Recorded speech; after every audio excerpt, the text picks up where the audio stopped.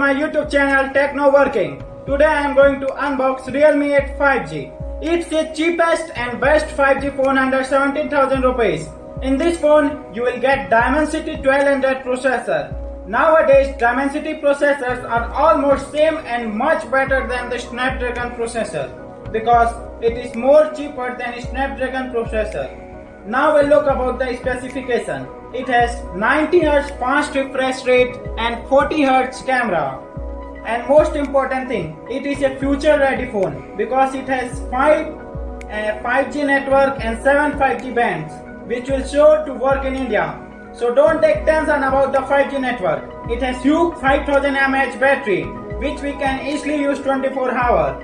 Realme is a smartphone brand in which you will get the new updates. If you have a tight budget and want a 5G phone, then this is the best option.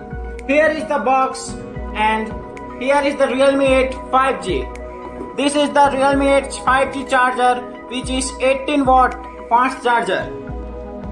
Thank you for watching my video and have a nice day. Make sure to comment down what videos you would like to see in the future. Please subscribe my channel and press the bell icon to get more videos. If you like the video, then don't forget to press the like button. Thank you.